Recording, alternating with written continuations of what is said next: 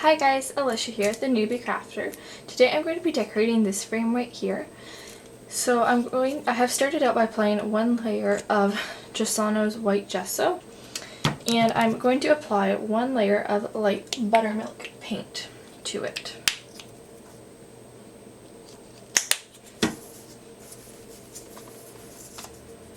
And I'm going to use my foam brush to spread out that paint.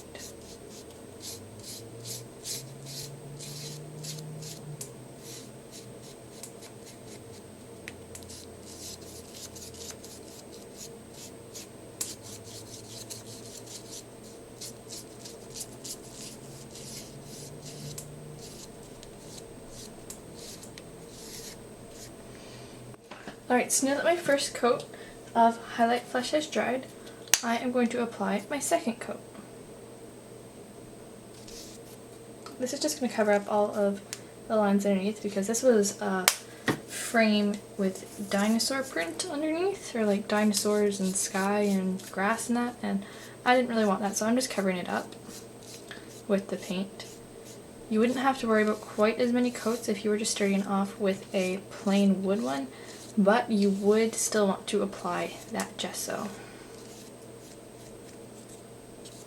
So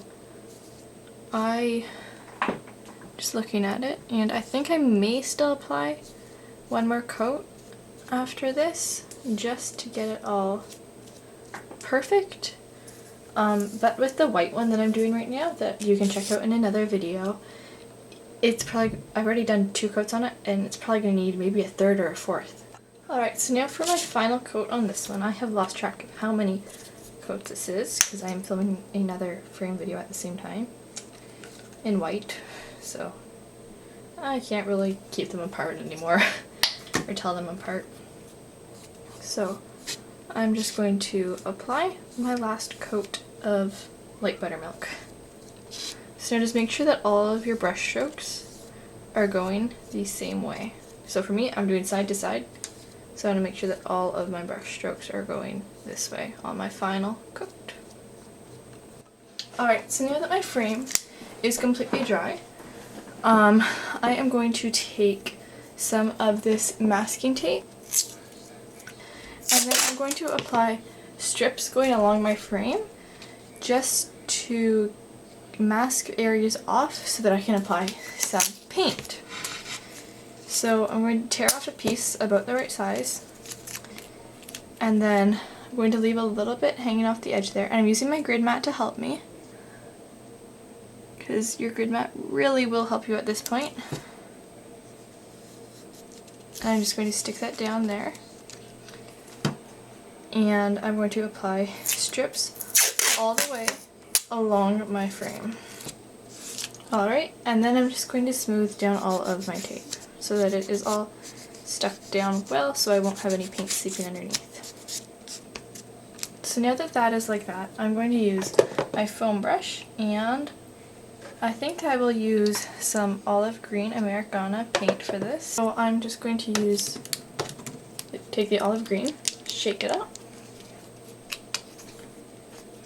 and then apply little dots along those white spaces, and then I can spread them out with my brush to actually paint.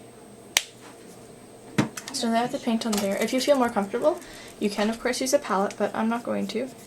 And I'm just going to use my brush and paint. Alright, so now that my first coat has dried, I'm going to apply my second coat. And I'm just putting some on my craft mat here this time. I always go back to working from a palette. For some reason, I prefer working from a palette. And since my craft mat is already a complete mess, I am using that as my palette. So I did check off camera just to see if it did bleed underneath a bit, and it did, but I'm okay with that because I really want a rustic vibe from this frame, along with the other frame that I'm doing right now. So I'm okay that it is bleeding. Like, that doesn't really bother me because I'm going to be doing a little bit of sanding to it after, and that's just going to add to the overall effect. So I'm okay with that. If you didn't want that to happen, you'd probably want to use a painter's tape, not a masking tape. So now that this paint here is dry,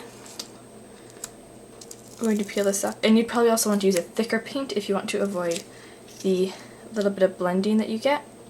But you then risk having the paint stick to your bottom layer. But I really do like the bleeding that I get with this. It's really cool. Like I said, you might not like it, but I like it, and that's kind of what matters. Alright, so now for the next step on this one. I am horrible at remembering to paint my edges and getting them to all look good. So I'm going to use a makeup sponge and so I have my same color of green paint. I already have this all out from my other frame. And just sponge that on there. Now, as I said in the other video, if you don't have a sponge brush, go ahead and use this for your entire project, because makeup sponges are maybe a bit cheaper and you probably already have them, or someone in your family does. So you just do that all the way around. Alright, so now to finish it off, if you want to, you can do a little bit of sanding on it. I will do a little bit on mine. I do a lot more on the other frame that I've done, but I want to do just a little bit on this one. You don't really want to do too much on the white areas, because then the print that you have on there will show through. And you don't really want dinosaurs to show through, I don't think. It's the whole point of us covering it up.